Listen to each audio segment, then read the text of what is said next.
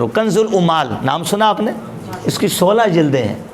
اس کی 13ویں جلد کے اندر علامہ علی متقی ہندی رحمۃ اللہ تعالیٰ علیہ، اور یہ کون ہے پتہ ہے؟ شیخ عبدالحق محدث دہلوی کے دادا استاد ہیں. انہوں نے لکھا کہ حضور مولا علی شیر خدا، یہ بات بڑے غور سے سننی ہے. فجر کا وقت تھا، ایک خادم ان کو وضو کروا رہا تھا.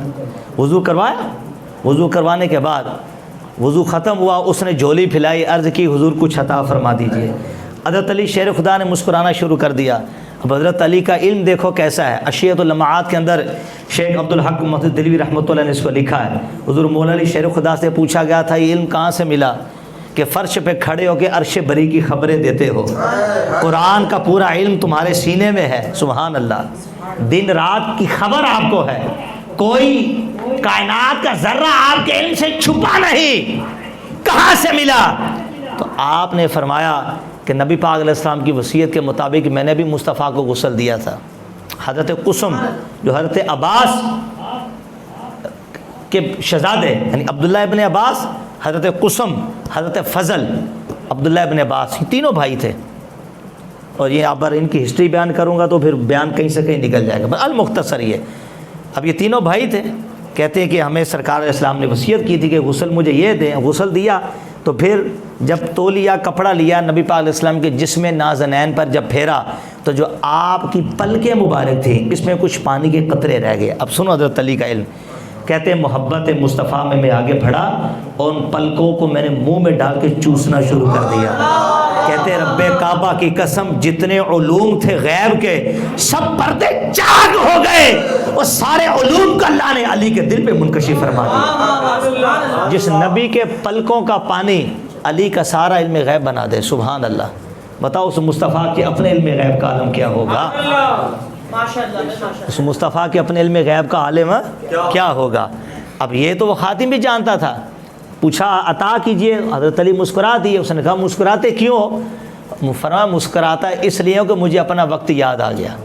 مصطفیٰ کریم کو میں فجر کے وقت وضو کروا رہا تھا. یہ حق 4 یار کے اوپر میں حدیثیں پڑھ رہا ہوں اور ترتیب کے ساتھ، کیونکہ اہل سنت و جماعت کے نزدیک جو ترتیب ان حضرات کی خلافت کی ہے وہی ترتیب ان کی فضیلت کی ہے.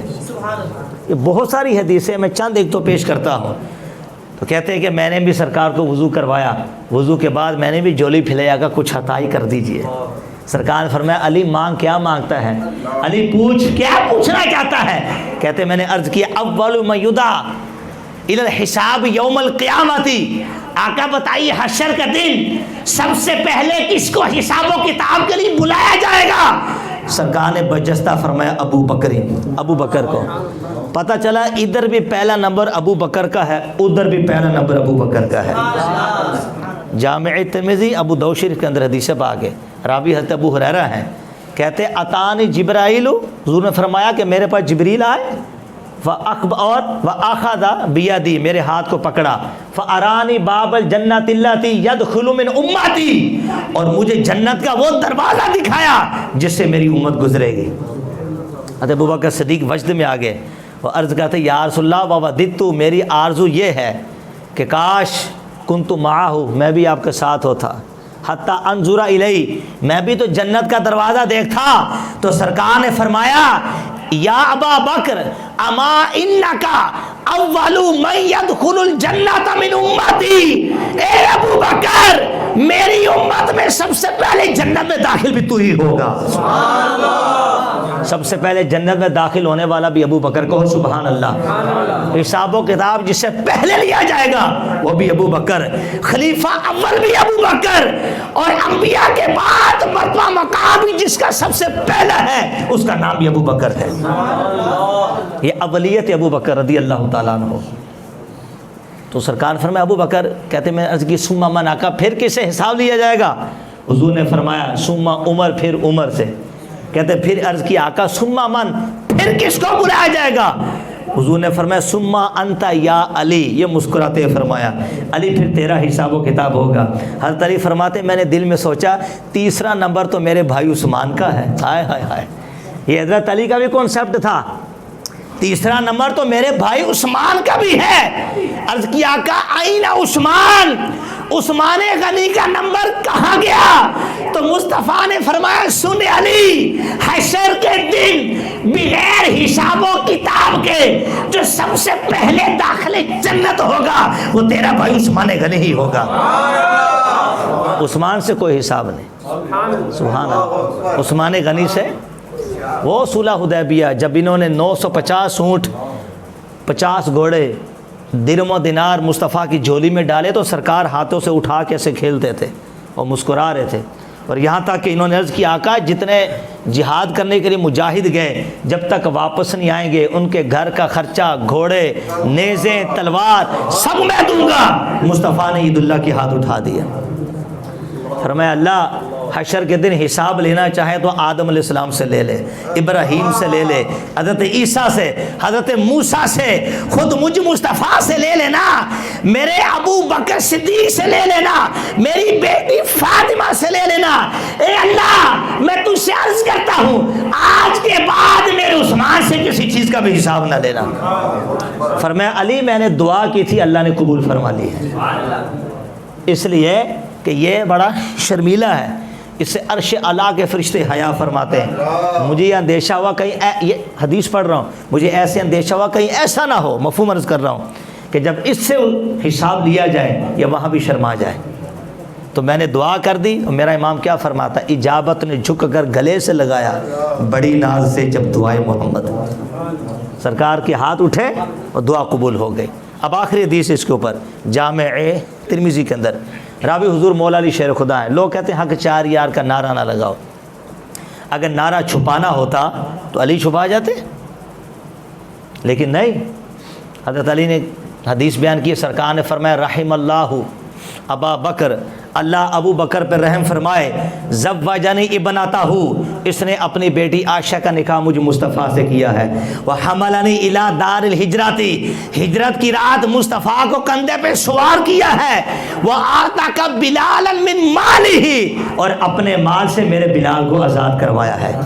ایک حدیث میں آتا ہے ابو بکر کے مال سے میری اونٹنی ہے، ابو بکر کے مال سے میرا بلال ہے۔ جب ابو بکر کو پتہ چلا تو مصطفیٰ کے قدموں میں جا کے رونا شروع ہو گئے، عرض کی آقا میں کچھ نہیں، سب آپ کا ہی ہے، میں بھی آپ کا، میرا مال بھی آپ کا، سارے غلام بھی آپ کے، سب آپ کا دیا ہوا ہے۔ پھر سرکار نے فرمایا رحم اللہ عمر، اللہ عمر پہ رحم فرمائے، یقول الحق، حق ہی کہتا ہے، ان کانا مرن، اگرچہ کڑوا ہو، وتارک الحق ومال الصدیق، رحم اللہ عثمان تستحیہ الملائکہ، اللہ عثمان پر رحم فرمائے جس سے عرش اعلیٰ کے فرشتے حیا فرماتے ہیں۔ رحم اللہ علی، اللہ وعد الحق ماؤ حیث دار، اللہ علی پہ رحم فرمائے۔ پھر ہاتھ اٹھا کے حضور نے دعا فرمائی، اے اللہ علی جہاں چلے حق کو علی کے پیچھے چلا دے۔ جملے پہ غور کرو، یہ نہیں جہاں حق وہاں علی، نہیں نہیں نہیں، جہاں علی وہاں حق، جہاں علی، تو پتہ چلا حق حضرت علی کے ساتھ ہی رہا، چاہے جنگوں میں ہو چاہے کہیں بھی ہو، حق کن کے ساتھ رہا، اور اگر دوسری طرف خطا ہوئی تو وہ خطا اجتہادی تھی، وہ کیا تھی، خطا اجتہادی۔ اب بس ٹائم بھی میرے خیال سے زیادہ ہو رہا ہے، اور آپ کو بھی میں دیکھ رہا ہوں کہ وقت کافی ہے، آپ ذرا یہ بات میں آپ کو صحیح کروں تا حدیث نعمت میں نے بیان شروع کیا ہی نہیں ہے، وہ جس موڑ پہ لانا تھا نا آپ کو، ابھی یہ حدیثیں ہی میں بیان کرتا جا رہا ہوں، ٹائم بہت زیادہ ہو گیا، چونکہ مجھے بھی جانا بہت دور آگے، میں 2-3 حدیثیں پڑھ کے بیان اختتام کی طرف لاتا ہوں۔ میں نے فیس بک میں اور یوٹیوب میں صوفیہ کی نگاہ میں مقام ابو بکر صدیق اپنا بیان ڈالا ہے، اپلوڈ کیا ہے، آپ کبھی اس کو سنی گا، انشاءاللہ آپ کا ایمان تازہ ہو جائے گا، بہت فائدہ ہوگا، علم اضافہ ہوگا انشاءاللہ۔ تو اب دیکھیے حضرت مفتی احمد یار خان نعیمی رحمۃ اللہ علیہ فرماتے ہیں، ایک جملے پہ غور، کہتے ہیں کہ یہ جو فرمایا نا کہ سرکار نے، آپ نے نور العرفان کے اندر جو آپ کی ہے تفصیل مختصر سی، اس میں لکھا کہ ہجرت کی رات جو ابو بکر صدیق مصطفیٰ کو لے کے چلے کندھوں پہ بٹھا کے، وہ 11 میل لے کر چلے، اور 11 میل، اللہ اکبر، حضرت عمر فاروق اعظم کہا کرتے تھے اللہ سارے دل لے لے ابو بکر کا ایک دن دے دے، ساری راتیں لے لے ابو بکر کی ایک رات دے دے۔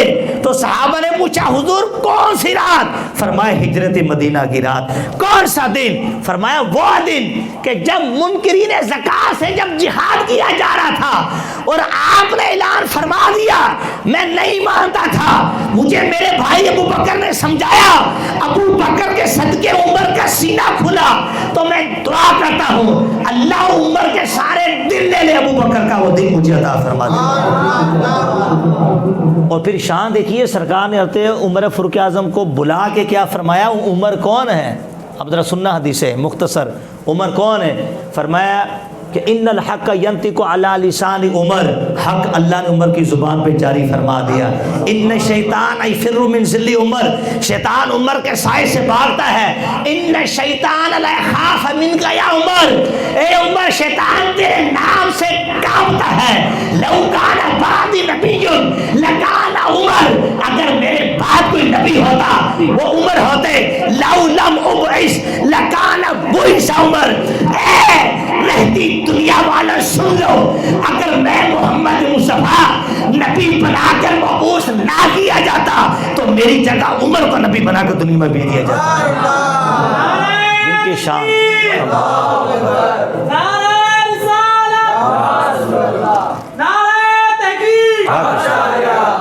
جن کی اپنی شان ہو ان کو سرکار نے بلا کے فرمایا حل انت الا حسنۃ من حسنات ابی بکر، عمر تو کچھ نہیں ہے، آئے ہائے ہائے تو کچھ نہیں ہے تو ابو بکر کی نیکیوں میں سے ایک نیکی ہے۔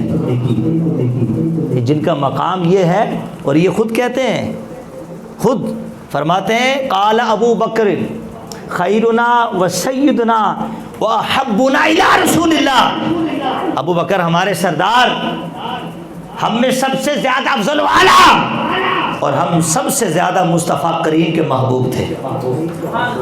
یہ حضرت عمر فاروق اعظم کے، اور آؤ اسی کنز العمال کے اندر علامہ علی متقی نے لکھا، رات کا وقت ہوا، آدھی رات گزر گئی، حضرت عمر فاروق اعظم کعبے کے پردوں سے لپٹے ہوئے ہیں اور کعبے کے پردوں سے لپٹ لپٹ کر رو رہے ہیں اور دعائیں کر رہے ہیں، اللہ کاش تو نے مجھے قبیلہ قریش میں نہ پیدا کیا ہوتا، کاش تو نے مجھے خطاب کے گھر میں نہ پیدا کیا ہوتا، کاش میں قبیلہ بنو عدی سے نہ ہوتا، اے اللہ کاش مجھے یہ مقام نہ ملتا، یہ رتبہ نہ ملتا، یہ نہ ہوتا، یہ نہ ہوتا۔ ادھر سے آواز آئی عمر تو بتا تو کیا ہوتا؟ جو کہے گا وہ بنا دیتے ہیں، جو مانگے گا عطا کر دیتے ہیں۔ جب عمر فاروق اعظم کو مانگنے کا اختیار ملا تو آپ نے ہاتھ اٹھا کے دعا کی، الہ العالمین اگر کچھ دینا چاہتا ہے، بنانا چاہتا ہے تو ابو بکر صدیق کے چھاتی پہ جو بال اگے ہیں ان بالوں میں سے ایک بال عمر کو بنا دے، ان بالوں میں سے ایک بال بنا۔ اب سمجھو کیا مقام ہے ابو بکر صدیق کا۔ حضرت عمر فاروق اعظم کا مقام بیان کرنے سے جبریل علیہ السلام نے معذوری کر دی تھی، آقا اگر نوح عمر مجھے مل جائے عمر کا مقام میں بیان نہیں کر سکتا۔ حضور فرماتے عمر تو ابو بکر کی ایک نیکی ہے، اور عمر کہتے ہیں کہ کاش ان کے سینے پہ ایک بال میں ہوتا۔ اب سمجھو نا بھائی اس سے آگے کیا بات کروں، کیا مرتبہ کیا مقام ہے۔ اور چونکہ اسی آخری اسی حدیث کی میں وضاحت کر رہا تھا، اب یہ دیکھیے عمر سچ کہتے ہیں اگرچہ کڑوا ہو، کہو نا سبحان اللہ۔ کڑوا لگ رہا نا آج لوگوں کو، لگ رہا ہے کہ نہیں لگ رہا؟ یہ جو الفاظ ہیں یہ کیسے ہیں کہ آپ کیا ہیں؟ سیدنا ہمارے سردار، خیرنا ہم سب سے بہترین، احبنا الی رسول اللہ، اور سرکار کے ہم سب سے بڑھ کر محبوب ہیں۔ حق کی بات کر کے عمر فاروق اعظم، لوگوں کو چبھتی، لوگ نہیں اس کو برداشت کر پاتے، واقعی حق تھا۔ اور فرمایا حق کو اللہ نے عمر کی زبان پہ جاری فرما دیا۔ ایک جگہ حضور نے فرمایا ہر امت کے اندر محدث ہوتا ہے، محدث حدیث بیان کرنے والا محدث۔ صحابہ نے پوچھا حضور محدث کون ہے؟ فرمایا ما تتلقہ الملائکۃ علی لسانہ، محدث وہ ہوتا ہے کہ زبان اس کی ہو، بولے اس پہ اللہ کے فرشتے، جس کی زبان پہ فرشتے گفتگو کرتے ہوں اور جس کے سینے پہ اللہ براہ راست گفتگو کلام کرے، القاء کرے، وہ محدث۔ اور عمر وہ ہے رائے ان کی ہوتی اللہ کا قرآن بن جاتا تھا. یہ مقام. اور وہ کیا کہتے ہیں ان کے چھاتی کا ایک بال میں ہوتا.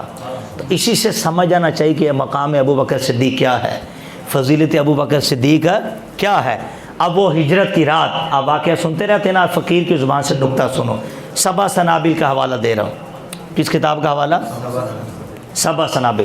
سبا میر عبد الواحد بالگرامی رحمۃ اللہ ہے, جس کا اعلیٰ حضرت پہ نام لیتے تو پھر عارف باللہ بھی کہتے ہیں. سبحان اللہ. تو کہو بڑے القابہ دے کے پھر نام لیتے ہیں, کیونکہ یہ نام نقشبندیوں کا امام, اتنا بڑا امام, مادرزاد ولی, اپنے وقت کا مجدد میر عبد الواحد بالگرامی رحمۃ اللہ علیہ سبا سنابل کے اندر لکھتے ہیں, آپ فرماتے ہیں جب ہجرت کی رات آئی, جبریل علیہ السلام نے جب ہجرت کا حکم رب کی طرف سے دیا, سرکار نے اپنی امانت مولا علی کے حوالے کی, فرمایا یہ امانت دے کے صبح آ جانا. حضرت علی بھی بڑی چین کی نیند سو گئے.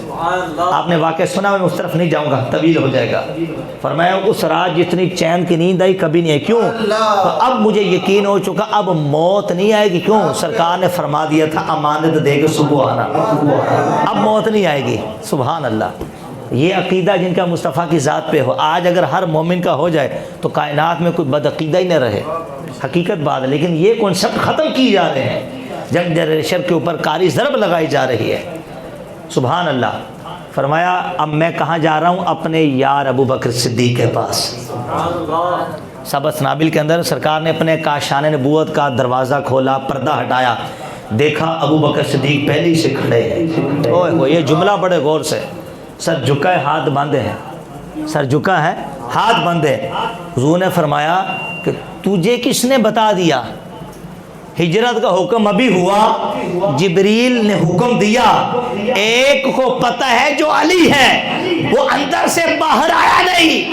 ابو بکر تجھے کون بتا گیا؟ ابو بکر عرض کرتے آقا یاد کیجئے جب کافی عرصہ پہلے آپ نے اپنے دوستوں میں بیٹھ کر یہ بات کی تھی ہجرت اللہ کے لیے ہوگی, اللہ اپنے ایک بندے کو مخصوص فرمائے گا تو اپنے یاروں میں سے ایک کا انتخاب کرے گا. آقا نہ آپ نے بندہ بتایا, نہ آپ نے وقت بتایا, نہ سال بتایا, نہ مہینہ بتایا, نہ دن بتایا, نہ لمحہ بتایا. وہ وقت بیت گیا, یہ وقت آیا ہر رات تیری چوکھٹ پہ کھڑا رہتا ہوں کہ کب ہجرت مدینہ کا حکم آئے اور تیرا یار تیرے ساتھ مدینہ ہجرت کرنے والا ہو. یہ عشق رسول ابو بکر صدیق کا ہے. کس کے اندر اتنی جرت ہے کوئی اس مقام پہ فائز ہونے والا؟ یہ مقام ابو بکر صدیق, خدا کی قسم کہ جہاں پہ آ کے میر عبد الواحد بالگرامی لکھتے ہیں نا, جب وہ مقام, اسی حدیث کی میں شرح ہی بیان کر رہا ہوں. یہ آخری جو حدیث ہے کہ ہجرت کی رات یوں ہوا, تو جب غزوہ تبوک میں ابو بکر صدیق نے, یہ بھی دیکھیں کیسی مصطفیٰ کریم کی عشق ان کے اندر کوٹ کوٹ کے بھری ہوئی تھی. غزوہ تبوک میں ابو بکر جب سارا گھر کا مال پیش کیا, ایک روایت میں ہے کہ 40,000 دینار بھی دیے, پہلے بھی دیے جب قبول اسلام کیا, 40,000 اس دن دیے. تو سرکار نے فرمایا جب بالکل خالی آئے, ٹاٹ کا لباس پہن گئے, ماں اب کئی تالی حلی کا یا ابو بکر, ابو بکر گھر کے لیے کیا چھوڑا؟ اب قیت لہم اللہ و رسولہ. حضور گھر میں اللہ اللہ کا رسول چھوڑ آیا ہوں. اور کس کو چھوڑا بولو؟ آخری بس گفتگو, کس کو؟ اللہ اور اللہ کے, اللہ اور اللہ کے. آج لوگ کہتے ہیں ہمارے لیے اللہ ہی کافی. میں نے کہا نہیں, یہ تو ابو بکر صدیق سکھا گئے تھے. ہائے ہائے, اللہ ہی کافی نہیں بلکہ اللہ کا رسول بھی کافی ہے. محدثین نے لکھا کہ یہاں فرمایا گھر والوں کے لیے کیا چھوڑا؟ گھر والوں کے لیے.